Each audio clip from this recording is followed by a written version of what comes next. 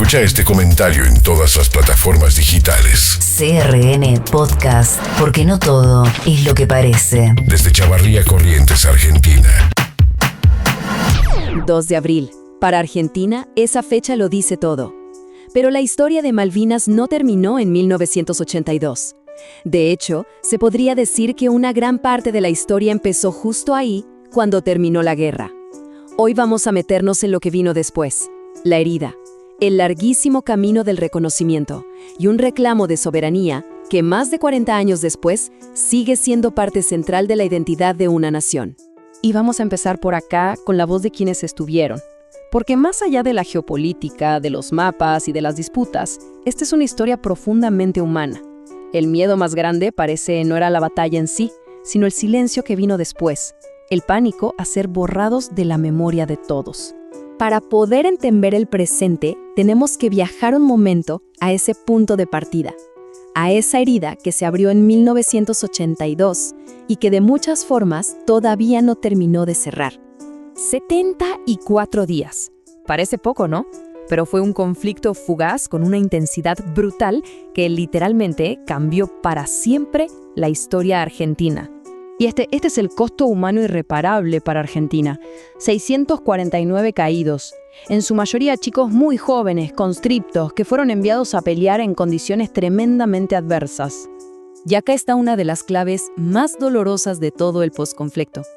Mientras en el continente los medios, controlados por la dictadura, decían «estamos ganando», la realidad era otra.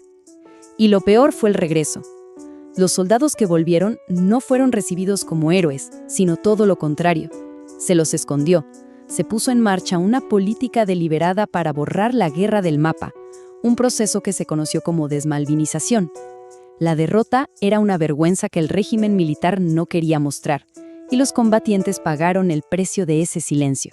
Bueno, ese olvido impuesto desde el Estado fue el comienzo de una nueva batalla para los veteranos, una batalla que pelearon en su propio país y que duró décadas. Fue la lucha por dejar de ser figuras incómodas para el poder y convertirse en lo que son hoy, un símbolo nacional. Fíjense en esta línea de tiempo, porque no fue un proceso rápido, para nada. Los 80 fueron años de abandono casi total. Recién en los 90 empezaron a llegar las primeras pensiones. Un momento clave, un antes y un después, fue en 2005, cuando consiguieron la cobertura de salud de PAMI, algo fundamental. Y la lucha sigue hasta hoy, con proyectos como el de reparación histórica, que busca compensar no solo por haber ido a la guerra, sino por todas las décadas de olvido que vinieron después. Pero claro, además del reconocimiento para los que volvieron, quedaba otra herida abierta, quizá la más profunda, la de aquellos que nunca regresaron y que estaban enterrados en Malvinas sin un nombre en su tumba. La respuesta a esa pregunta llegó con una iniciativa realmente extraordinaria, el Plan Proyecto Humanitario. Fue un esfuerzo gigantesco.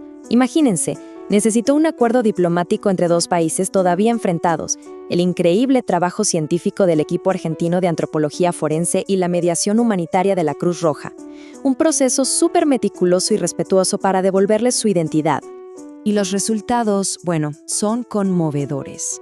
Hasta hoy, 121 familias pudieron, por fin, ponerle un nombre y un apellido a esa tumba que por décadas solo tenía una placa que decía «Soldado argentino solo conocido por Dios». Es un acto de reparación que va mucho más allá de la política. Toca lo más hondo del duelo y de la memoria. Ahora, acá pasa algo muy interesante.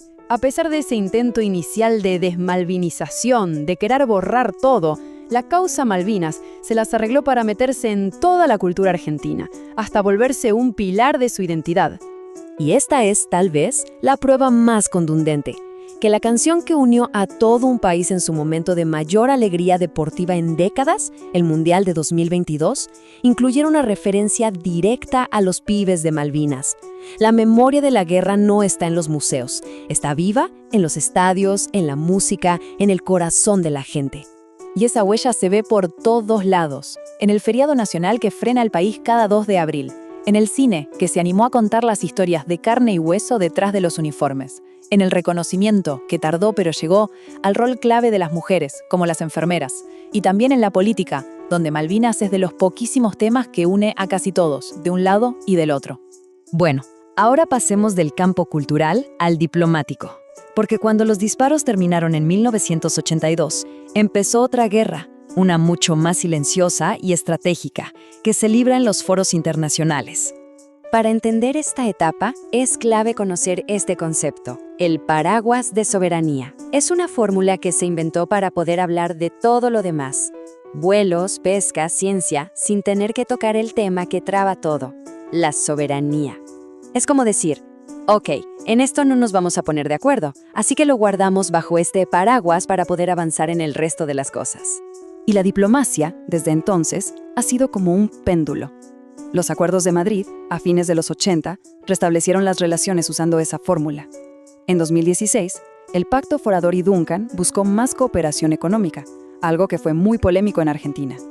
Después, en 2023, ese pacto se suspendió, y más recientemente, se ve un nuevo giro hacia una estrategia de más diálogo y cooperación, un constante vaivén. Y todo esto nos trae al presente. Después de 40 y pico de años de idas y venidas, ¿dónde está parado hoy el reclamo de soberanía? El gobierno actual de Argentina ha propuesto un cambio de tono. Se ha pasado de una estrategia que se enfocaba más en la confrontación, en la denuncia, en organismos internacionales, a un enfoque que busca priorizar la reconstrucción del diálogo directo con el Reino Unido. La idea es, primero, generar confianza para, en algún momento, poder volver a poner el tema de la soberanía sobre la mesa.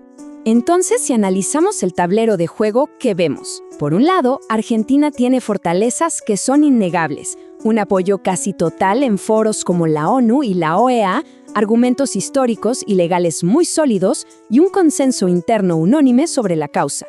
Pero las debilidades también pesan: la enorme diferencia militar con el Reino Unido, la falta de una política regional siempre unificada y, muy importante, que la explotación de recursos como petróleo y pesca sigue avanzando en la zona sin el consentimiento argentino.